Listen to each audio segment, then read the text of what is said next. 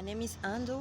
I am from the Youth Greeny Party of Madagascar, and with my friends and colleagues, we created a youth platform, a new youth platform, with which we will teach our African values with youth. We will share.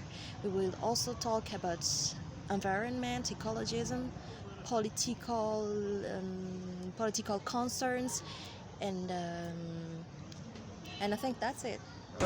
It's an initiative to make all other young to join us to make an impact environmental and social and training, formation, place, many things.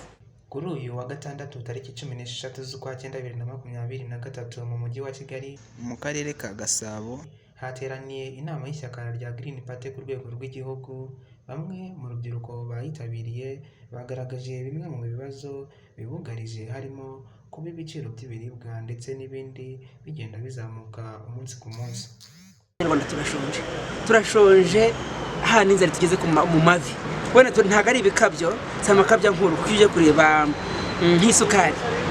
Iyi ni baravuga pa 800 muri 2020 cyangwa se 2019. Uyu munsi akicyo kikaje hari 2000. Mirongo y'ibishyimbo na 600. Uyu munsi akaba amafaranga 2000. Nimba umuceri bari ku 900 ku kilo muri 2019 uyu munsi 2020 muri icyerekezo batubwiraga cy'iterambere byabaye nka yantuza tutamenye ubwoko bwayo bitagezwe ku ntego. Uyu munsi yabize baduhaga bwo turabona inzara turashonje ku buryo twasabye perezida nyakubahwa Dr. Frank Habineza nkuko twamutanze ku mwanya w'umukandida perezida wa Repubulika umwaka utaha. Turasaba yuko nk'ubuvugizi asanzwe akora hari byinshi akora ubuvugizi bigakemuka, hari byinshi byakozwe byagezweho ni mu bushakana byo ndabibabwira.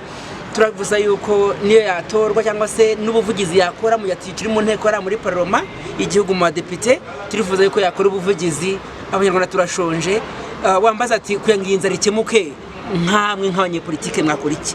Igikenewe kugeza ubu munsi tuvugana nuko dukenewe ubumwe hagati y'ibihugu bigize East African Community, Burundi, Uganda, Tanzania, Congo, ndetse tukabasha guhahirana. Abanyarwanda ntago tuvuze ngo dufite yego turi dufite aribyo dufite ariko aribyo tudafite. Ikiriho nuko Greeny Party uko biri kose ije ari igisubizo mu Banyarwanda cyo guhangana n'ibibazo bigenda biboneka by'izamuka ry'ibiciro akenshi bigendana na methodology ziriho z'ubuhinzi usanga zidafatitse, ariko Greeny Party nk'ifite inshingano mu kijyanye na greening cyangwa mu kureba ibidukikije ije n'ubundi ari igisubizo iri gushakira hamwe uko yakemura ikibazo cy'ibiribwa mu Rwanda.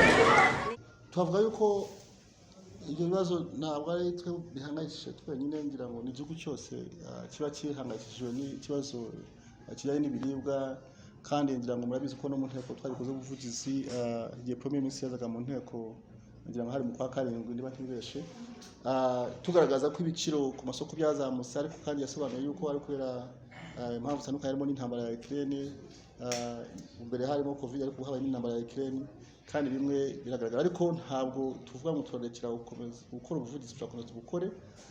Ibindi birenzeho bijyanye nuko tuzabikora tuzongera tubibagezeho muri manifesto yacu ubutaha uko tubibona, ariko ni urugamba rukomeza, ntabwo ari urugamba ruragira umunsi umwe. Ihuriro nyunguranabitekerezo ya politike mu Rwanda nawe afite ubutumwa yagejeje ku rubyiruko uko mwabikurikiye. Ubwo tukaba amahugurwa akomeje turimo kubahugura mu buryo bwo gushyiraho inzego zabo, ariko cyane cyane twibanda no kubategura mu buryo bagomba kugira uruhare muri kampanye mu matora zabo mwaka utaha. Muzi ko dufite amatora ya perezida wa Repubulika ndetse n'ay'abadepite umwaka utaha, turifuza ko urubyiruko ruzabigiramo uruhare. Ubwo mu mahugurwa harimo amahugurwa yajyanye na campaign ndetse n'uburyo bagomba gutegura ubutumwa bwabo, bagomba kuganiriza abaturage, ariko no gukomeza kwagura ishyaka. So tufite n'amahirwe ko dufite abashyitsi baturutse mu bihugu bitandukanye. Dufite abavuye muri Greeny Party ya Sweden, turi kumwe nabo hano, ndetse abavuye no muri Greeny Party ya Denmark, ndetse no muri Greeny Party yo mu Buholande, kandi uko ayo mashyaka yose nyavuze arahagarariwe mu nteko ishinga amategeko zabo. Nko muri Denmark bafite abadepite 16, muri Sweden bafite abadepite 18, mu Buholande bafite abadepite 8.